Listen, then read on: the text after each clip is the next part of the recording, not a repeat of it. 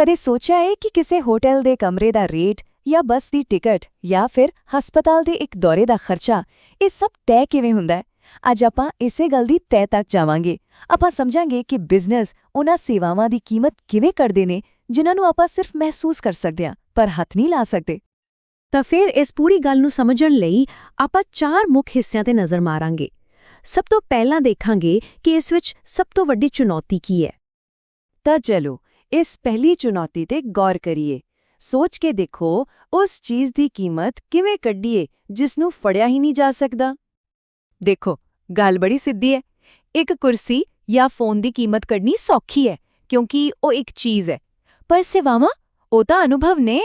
ਇਸੇ ਲਈ ਇਹਨਾਂ ਦੀ ਪ੍ਰਤੀ ਯੂਨਿਟ ਲਾਗਤ ਲੱਭਣਾ ਸੱਚੀ ਇੱਕ ਵੱਖਰੀ ਬੁਝਾਰਤ ਹੈ। ਅਤੇ ਇਹ ਬੁਝਾਰਤ ਸੁਲਝਾਉਣੀ ਬਹੁਤ ਹੀ ਜ਼ਰੂਰੀ ਹੈ ਕਿਉਂਕਿ ਜਿਹੜਾ ਇਹ ਸਰਵਿਸ ਸੈਕਟਰ ਹੈ ਨਾ, ਇਹ ਅੱਜ ਦੀ ਆਰਥਿਕਤਾ ਦਾ ਇੱਕ ਬਹੁਤ ਵੱਡਾ ਅਤੇ ਲਗਾਤਾਰ ਵਧ ਰਿਹਾ ਹਿੱਸਾ ਹੈ। ਤਾਂ ਹੁਣ ਜਦੋਂ ਇਹ ਪਤਾ ਲੱਗ ਗਿਆ ਕਿ ਸਮੱਸਿਆ ਕਿੰਨੀ ਵੱਡੀ ਹੈ, ਤਾਂ ਆਓ ਦੇਖੀਏ ਕਿ ਸੇਵਾਵਾਂ ਦੀ ਆਪਣੀ ਬਣਤਰ ਹੀ ਇਸ ਨੂੰ ਇੰਨਾ ਔਖਾ ਕਿਉਂ ਬਣਾ ਦਿੰਦੀ ਹੈ। ਹਾਂਜੀ, ਤਾਂ ਆਹ 5 ਗੱਲਾਂ ਨੇ ਜਿਹੜੀਆਂ ਸੇਵਾਵਾਂ ਨੂੰ ਬਿਲਕੁਲ ਵੱਖਰਾ ਬਣਾਉਂਦੀਆਂ ਨੇ।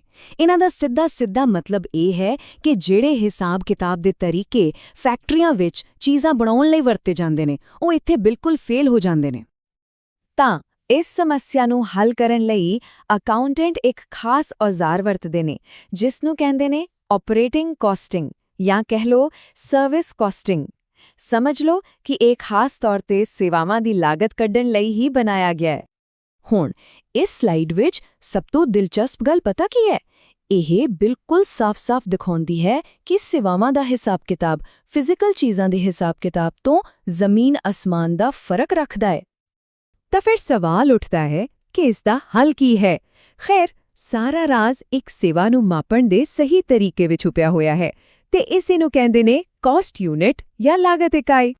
ਇਸ ਨੂੰ ਨਾ ਇੱਕ ਸੇਵਾ ਲਈ ਗਾਜ਼ੀਆ ਕਿਲੋ ਵਾਂਗ ਹੀ ਸਮਝੋ। ਇਹ ਇੱਕ ਸਟੈਂਡਰਡ ਮਾਪ ਹੈ। ਜਿਵੇਂ ਆਪਾਂ ਕਹਿ ਦਿੰਨੇ ਹਾਂ ਪ੍ਰਤੀ ਘੰਟਾ ਸੇਵਾ ਦੀ ਲਾਗਤ ਜਾਂ ਇੱਕ ਪ੍ਰੋਜੈਕਟ ਦੀ ਕੁੱਲ ਲਾਗਤ। ਜਿਵੇਂ ਇੱਥੇ ਦੇਖਿਆ ਜਾ ਸਕਦਾ ਹੈ, ਹਰ ਇੰਡਸਟਰੀ ਦੀ ਆਪਣੀ ਖਾਸ ਕਾਸਟ ਯੂਨਿਟ ਹੁੰਦੀ ਹੈ ਜਿਸ ਨਾਲ ਉਹ ਆਪਣੀ ਸੇਵਾ ਨੂੰ ਮਾਪਦੇ ਨੇ। ਟਰਾਂਸਪੋਰਟ ਲਈ ਵੱਖਰੀ, ਹੋਟਲਾਂ ਲਈ ਵੱਖਰੀ। ਪਰ ਗੱਲ ਇੱਥੇ ਹੀ ਖਤਮ ਨਹੀਂ ਹੁੰਦੀ। ਕਈ ਵਾਰ ਖਾਸ ਕਰਕੇ ਜਦੋਂ ਸੇਵਾਵਾਂ ਗੁੰਝਲਦਾਰ ਹੋਣ ਤਾਂ ਸਿਰਫ ਇੱਕ ਮਾਪ ਨਾਲ ਕੰਮ ਨਹੀਂ ਚੱਲਦਾ।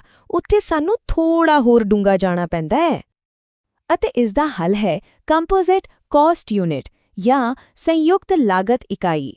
ਇਹ ਇੱਕ ਬਹੁਤ ਹੀ ਸ਼ਕਤੀਸ਼ਾਲੀ ਤਰੀਕਾ ਹੈ ਜਿਸ ਵਿੱਚ ਮਾਤਰਾ ਅਤੇ ਦੂਰੀ ਵਰਗੇ ਕਈ ਫੈਕਟਰਾਂ ਨੂੰ ਇਕੱਠਾ ਕਰਕੇ ਇੱਕ ਪੂਰੀ ਤਸਵੀਰ ਬਣਾਈ ਜਾਂਦੀ ਹੈ। ਚਲੋ ਫਿਰ ਹੁਣ ਦੇਖਦੇ ਹਾਂ ਕਿ ਇਹ ਕਮਾਲ ਦਾ ਔਜ਼ਾਰ ਅਸਲ ਦੁਨੀਆ ਵਿੱਚ ਕਿਵੇਂ ਕੰਮ ਕਰਦਾ ਹੈ। ਕੁਝ ਪ੍ਰੈਕਟੀਕਲ ਉਦਾਹਰਣਾਂ ਨਾਲ ਇਸ ਨੂੰ ਸਮਝਦੇ ਹਾਂ।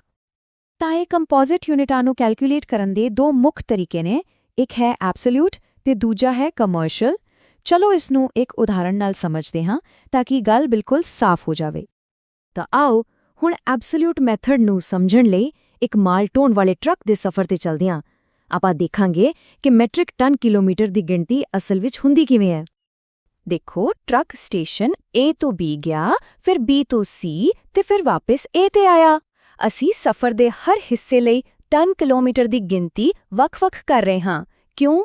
ਕਿਉਂਕਿ ਹਰ ਸਟਾਪ ਤੇ ਟਰੱਕ ਦਾ ਭਾਰ ਬਦਲ ਰਿਹਾ ਸੀ। ਤੇ ਜਦੋਂ ਆਪਾਂ ਇਹਨਾਂ ਤਿੰਨਾਂ ਨੂੰ ਜੋੜਦੇ ਹਾਂ ਤਾਂ ਨਤੀਜਾ ਨਿਕਲਦਾ ਹੈ 5600। ਇਹ ਹੈ ਇਸ ਪੂਰੇ ਸਫ਼ਰ ਦੀ ਕੁੱਲ absolute matric ton kilometre unit. ਅਤੇ ਬਿਲਕੁਲ ਇਹੀ ਤਰੀਕਾ ਦੂਜੀਆਂ ਇੰਡਸਟਰੀਆਂ ਵਿੱਚ ਵੀ ਵਰਤਿਆ ਜਾਂਦਾ ਹੈ। ਜਿਵੇਂ ਹੋਟਲ ਵਿੱਚ ਕੁੱਲ ਖਰਚੇ ਨੂੰ ਟੋਟਲ ਰੂਮ ਡੇਜ਼ ਨਾਲ ਵੰਡ ਦਿੱਤਾ ਜਾਂਦਾ ਹੈ ਤੇ ਰੇਲਵੇ ਵਿੱਚ ਕੁੱਲ ਖਰਚੇ ਨੂੰ ਟੋਟਲ ਪੈਸੇਂਜਰ ਕਿਲੋਮੀਟਰ ਨਾਲ। ਸਧਾਰਨ ਗਣਿਤ ਹੈ। ਪਰ ਸਵਾਲ ਇਹ ਹੈ ਕਿ ਕੁੱਲ ਲਾਗਤਾਂ ਵਿੱਚ ਆਉਂਦਾ ਕੀ ਹੈ? ਵੈਲ, ਇਸ ਵਿੱਚ 3 ਤਰ੍ਹਾਂ ਦੇ ਖਰਚੇ ਹੁੰਦੇ ਨੇ। ਪਹਿਲੇ ਫਿਕਸਡ ਖਰਚੇ ਜਿਵੇਂ ਕਿਰਾਇਆ ਜਾਂ ਤਨਖਾਹਾਂ ਜੋ ਬਦਲਦੇ ਨਹੀਂ। ਦੂਜੇ ਵੇਰੀਏਬਲ ਖਰਚੇ ਜਿਵੇਂ ਪੈਟਰੋਲ, ਡੀਜ਼ਲ ਜੋ ਵਰਤੋਂ ਨਾਲ ਖੜਤੇ ਵੱਧਦੇ ਨੇ। ਤੇ ਤੀਜੇ ਮੇਨਟੇਨੈਂਸ ਦੇ ਖਰਚੇ ਜਿਵੇਂ ਰਿਪੇਅਰ ਵਗੈਰਾ। ਤਾਂ ਇਸ ਸਾਰੀ ਚਰਚਾ ਦਾ ਸਭ ਤੋਂ ਵੱਡਾ ਸਿੱਟਾ ਕੀ ਨਿਕਲਿਆ? ਉਹ ਇਹ ਹੈ ਕਿ ਸਭ ਤੋਂ ਵੱਡੀ ਚੁਣੌਤੀ ਤੇ ਸਭ ਤੋਂ ਜ਼ਰੂਰੀ ਕੰਮ ਇੱਕ ਸਹੀ ਕਾਸਟ ਯੂਨਿਟ ਨੂੰ ਲੱਭਣਾ ਹੈ। ਇੱਕ ਅਜਿਹੀ ਯੂਨਿਟ ਜੋ ਦਿੱਤੀ ਜਾ ਰਹੀ ਸੇਵਾ ਦੀ ਅਸਲ ਕੀਮਤ ਨੂੰ ਸਹੀ ਦਰਸਾ ਸਕੇ। ਤਾਂ ਫਿਰ ਇਹ ਸਭ ਜਾਣਨਾ ਜ਼ਰੂਰੀ ਕਿਉਂ ਹੈ? ਕਿਉਂਕਿ ਇਸ ਨਾਲ ਹੀ ਬਿਜ਼ਨਸ ਆਪਣੀਆਂ ਸੇਵਾਵਾਂ ਦੀ ਸਹੀ ਕੀਮਤ ਰੱਖ ਸਕਦੇ ਨੇ। ਇਸ ਨਾਲ ਮੈਨੇਜਰਸ ਆਪਣੇ ਖਰਚਿਆਂ ਤੇ ਕੰਟਰੋਲ ਰੱਖ ਸਕਦੇ ਨੇ ਤੇ ਸਭ ਤੋਂ ਵੱਡੀ ਗੱਲ, ਇਸ ਨਾਲ ਹੀ ਸਾਨੂੰ ਸਰਵਿਸ ਇਕਨੋਮੀ ਦੀ ਅਸਲ ਕੀਮਤ ਦਾ ਸਹੀ ਅੰਦਾਜ਼ਾ ਹੁੰਦਾ ਹੈ। ਤਾਂ ਅਗਲੀ ਵਾਰ ਜਦੋਂ ਕੋਈ ਕਿਸੇ ਹੋਟਲ ਵਿੱਚ ਚੈੱਕ ਇਨ ਕਰੇ ਜਾਂ ਟ੍ਰੇਨ ਤੇ ਚੜੇ ਤਾਂ ਇੱਕ ਪਲ ਲਈ ਜ਼ਰੂਰ ਸੋਚਣਾ ਕਿ ਉਸ ਇੱਕ ਟਿਕਟ ਦੀ ਕੀਮਤ ਪਿੱਛੇ ਕਿੰਨੀਆਂ ਹੀ ਅਣਦੇਖੀਆਂ ਲਾਗਤਾਂ ਅਤੇ ਗੁੰਝਲਦਾਰ ਗਣਨਾਵਾਂ ਛੁਪੀਆਂ ਹੋਈਆਂ ਨੇ।